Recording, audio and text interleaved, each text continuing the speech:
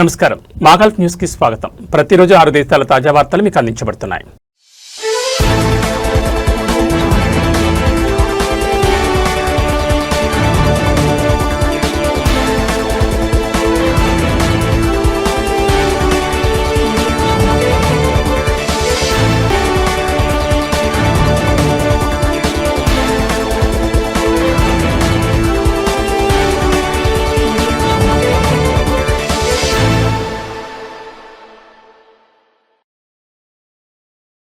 సవాల్ ఎదురైన Qatar real estate రంగం వృద్ధిని నమోదు చేసింది. ఇది ఒక బలమైన మరియు సుస్థిరమైన మార్కెట్ను ప్రతిబింబిస్తోందని గణాంకాలు చెబుతున్నాయి. ఖతార్ న్యాయ మంత్రిత్వ శాఖ గణాంకాల ఆధారంగా రియల్ ఎస్టేట్ నియంత్రణ సంస్థ వివరాలను విడుదల చేసింది. 2025లో దేశ రియల్ ఎస్టేట్ రంగం గత దశాబ్ద కాలంలోనే అత్యంత బలమైన పనితీరును నమోదు చేసింది. ఈ సంవత్సరంలో ఆస్తి విక్రయ లావాదేవీల సంఖ్య 7,846కు పెరిగింది. 2016-2025 మధ్యకాలంలో మార్కెట్ కార్యకలాపాల్లో నిరంతర పెరుగుదల నమోదైంది. 2016లో 3,804 ఒప్పందాల నుంచి 2025 సాధించిన రికార్డు స్థాయికి చేరుకుంటూ రెట్టింపు కంటే ఎక్కువగా పెరిగింది. ప్రపంచ ఆర్థిక అస్థిరత ఉన్నప్పటికీ పెట్టుబడిదారులు మరియు కొనుగోలుదారులను ఖతార్ ఆకర్షిస్తూనే ఉందని ఈ గణాంకాలు హైలైట్ చేస్తున్నాయి.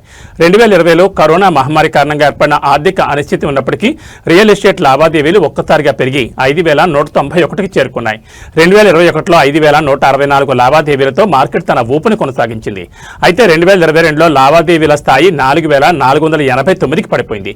తాత్కాలిక మందగమనం ఉన్నప్పటికీ ఈ రంగం త్వరగా పుంజుకుంది. 2023లో 5,054, 2024లో 5,184, 2025లో రికార్డు స్థాయిలో అత్యధిక స్థాయికి వేగంగా పెరిగాయి. ఆర్థిక విస్తరణ, నియంత్రణ, సంస్కరణలు మరియు పెరిగిన మార్కెట్ భాగస్వామ్యం వంటి అంశాల కలయికతో ఈ రంగం కోలుకోవడం మరియు నిరంతర వృద్ధికి మద్దతు లభించింది. పారదర్శకతను పెంచడం మరియు పెట్టుబడులను ఆకర్షించడం లక్ష్యంగా పెట్టుకున్న ప్రభుత్వ కార్యక్రమాలు రియల్ ఎస్టేట్ మార్కెట్పై విశ్వాసాన్ని పెంచడంలో కీలక పాత్ర పోషించాయి.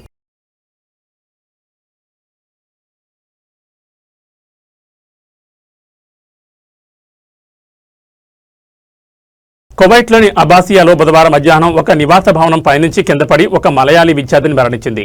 మృతి చెందిన విద్యార్థిని ఫేబా బిజు మణిగా గుర్తించారు. వాళ్ళ కుటుంబం కేరళలోని ఎర్నాకుళం జిల్లా పెరంబాపురం సమీపంలోని చిరక్కర మొట్టం ప్రాంతానికి చెందింది. షేబా యునైటెడ్ ఇండియన్ స్కూల్లో 9వ తరగతి చదువుతోంది. ఈ ఘటన అబాసియా హైవే మార్కెట్ సమీపంలో చోటు చేసుకుంది. తదుపరి న్యాయపరమైన మరియు వైద్యపరమైన ప్రక్రియల నిమిత్తం మృతదేహాన్ని పర్వానియా ఆసుపత్రికి తరలించారు. ఈ ఘటనకు దారితీసిన పరిస్థితులపై అధికారులు దర్యాప్తు చేస్తున్నారు.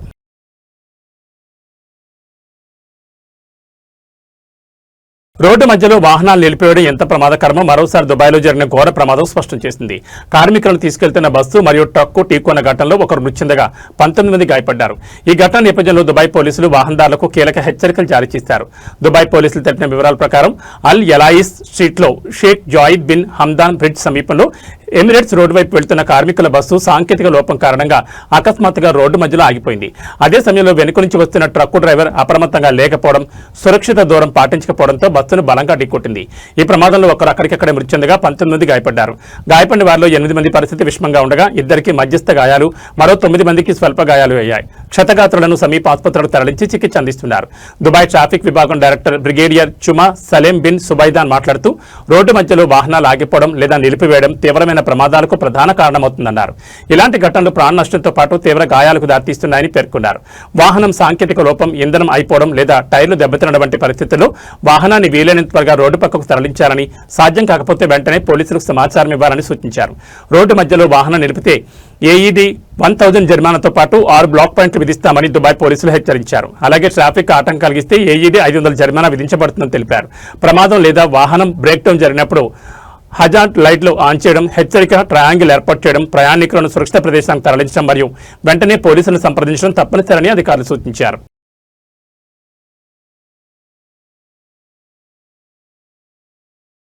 ప్రస్తుతానికి ఖాళీగా ఉన్న పార్లమెంట్ స్థానాలకు ఉప ఎన్నికలు నిర్వహించే ప్రణాళిక లేదని స్పీకర్ అహ్మద్ బిన్ సల్మాన్ అల్ ముసల్లం స్పష్టం చేశారు. ఖాళీగా ఉన్న నియోజకవర్గాల సమస్యలను ఒక ప్రత్యేక ఏర్పాటు కింద పరిష్కరిస్తామని ఆయన అన్నారు. ప్రస్తుత పరిస్థితులను దృష్టిలో ఉంచుకుని సభా సమావేశాలను పొడిగించామని, ఈ సమయంలో ఎన్నికలు నిర్వహించడానికి వీలు కాదని అల్ ముసల్లం తెలిపారు. కొన్ని స్థానాలను కోల్పోయినంత మాత్రాన ఉప ఎన్నికలు తప్పనిసరిగా జరగాల్సిన అవసరం లేదని అన్నారు. ఈ మేరకు పార్లమెంట్ అంతర్గత నిబంధనల ప్రకారం అటువంటి కేసులను అమల్లో ఉన్న చట్టపరమైన మార్గాల ద్వారా పరిష్కరించుకోవచ్చని ఆయన అన్నారు. సభ్యత్వం రద్దు చేయబడిన ఎంపీలు వ్యక్తిగతంగా ప్రవేశపెట్టిన బిల్లులు పార్లమెంటు ముందు లేవని వాటిని సాధారణ పద్ధతుల ద్వారా ఉపసంహరించుకున్నారని స్పీకర్ తెలిపారు. కొన్ని సంస్థాగత లేదా సేవల కోసం భౌగోళికంగా లేదా పరిపాలన సంబంధం ద్వారా ఖాళీగా ఉన్న నియోజకవర్గానికి అత్యంత సమీపంలో ఉన్న ఎంపీని పార్లమెంట్ సంప్రదించవచ్చని ఆయన తెలిపారు. ఒక ఎంపీ కేవలం ఒక ప్రాంతానికి మాత్రమే కాకుండా బహ్రెయిన్లోని అన్ని ప్రాంతాలకు ప్రాతినిధ్యం వహిస్తారని న్యాయ సలహాదారు సలేహ్ అల్ గతీద్ కూడా అన్నారు.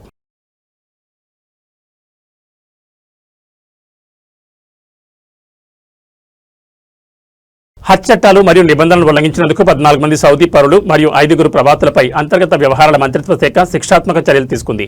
హజ్ చేయడానికి అనుమతులు పొందని 29 మందిని తరలించడానికి ప్రయత్నిస్తున్న క్రమంలో వారిని మక్కా ప్రవేశ ద్వారాల వద్ద అరెస్ట్ చేశారు. ఉల్లంఘనదారులకు జైలు శిక్షతో పాటు SR 1 లక్ష వరకు జరిమానాలు విధించడం, అనుమతి లేకుండా హజ్ చేయడానికి ప్రయత్నించి దేశ బహిష్కరణకు గురైన వారికి SR 20,000 వరకు జరిమానాలు విధించడం, ప్రవాసులను దేశం నుండి బహిష్కరించడం, శిక్షాకాలం పూర్తయిన తర్వాత 10 సంవత్సరాల పాటు దేశంలోకి ప్రవేశించకుండా నిషేధించడం, అలాగే నిబంధనలు ఉల్లంఘించిన వారిని రవాణా చేయడానికి ఉపయోగించిన వాహనాలను జప్తు చేయడానికి చట్టపరమైన చర్యలు తీసుకోవడం వంటివి ఈ శిక్షల్లో ఉన్నాయి. పౌరులు మరియు నివాసితులందరూ హజ్ చట్టాలు మరియు నిబంధనలు పాటించాలని మంత్రిత్వ శాఖ కోరింది.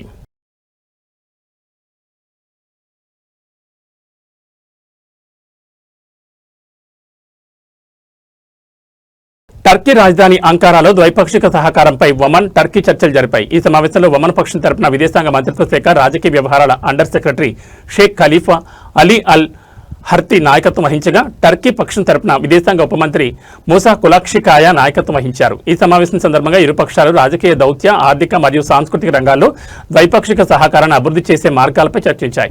ఇరు దేశాల మధ్య సంప్రదింపుల స్థాయిని పెంపొందించడానికి, అలాగే వాణిజ్య, ఆర్థిక, పెట్టుబడి, ఆరోగ్య మరియు పర్యాటక రంగాల్లో భాగస్వామ్యాలను బలోపేతం చేయడానికి ఒమన్ టర్కీ సమన్వయ మండలి ఏర్పాటుపై కూడా వారు చర్చించారు. ఈ భాగస్వామ్యాలు ఇరు దేశాల పరస్పర ప్రయోజనాలను సాధించేలా మరియు అభివృద్ధి పదాలకు మద్దతు ఇచ్చేలా రూపొందించబడతాయని పేర్కొన్నారు. అలాగే ఉమ్మడి ఆందోళన కలిగించే ప్రాంతీయ మరియు అంతర్జాతీయ అంశాలపై తమ అభిప్రాయాలను షేర్ చేసుకున్నారు.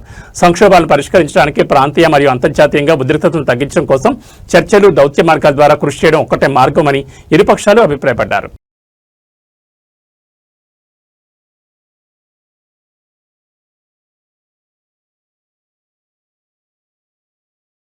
ఈ బులెటిన్ విశేషాలు. నమస్కారం.